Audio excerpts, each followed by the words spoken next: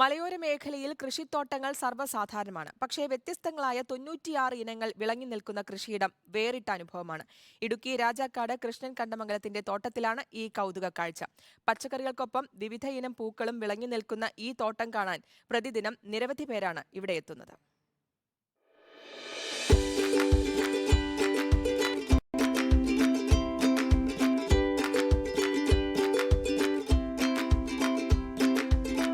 ക്യാരറ്റും ക്യാബേജും തുടങ്ങിയ ശീതകാല പച്ചക്കറിയും കൃഷിയിടത്തിലെ ആളുകളെയും കണ്ട് ഇത് വട്ടവടയോ കാന്തല്ലൂരോ ആണെന്ന് തെറ്റിദ്ധരിക്കേണ്ട. സ്ഥലം രാജാക്കാട് തന്നെ.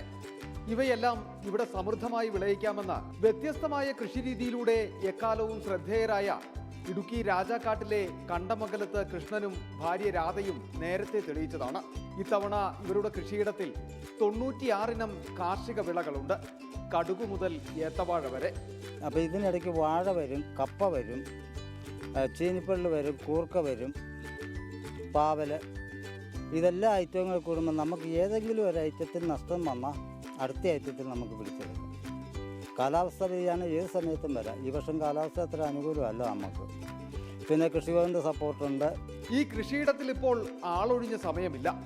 സംസ്ഥാനത്തിന്റെ വിവിധ മേഖലകളിൽ നിന്നുള്ള കർഷകരും കൃഷിവകുപ്പ് ഉദ്യോഗസ്ഥരും നേരിട്ടെത്തുകയാണ്. വ്യത്യസ്തമായ ഈ സമ്മിശ്ര കൃഷിരീതികളെ കുറിച്ച് കൃഷ്ണനിൽ നിന്ന് അനുഭവത്തിലൂടെ പഠിക്കാം.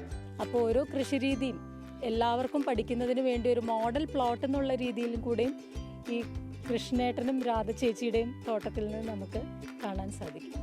ജമന്തിയും സൂര്യകാന്തിയും ഇവിടെ സമൃദ്ധമായി പൂത്തു നിൽക്കുന്നു.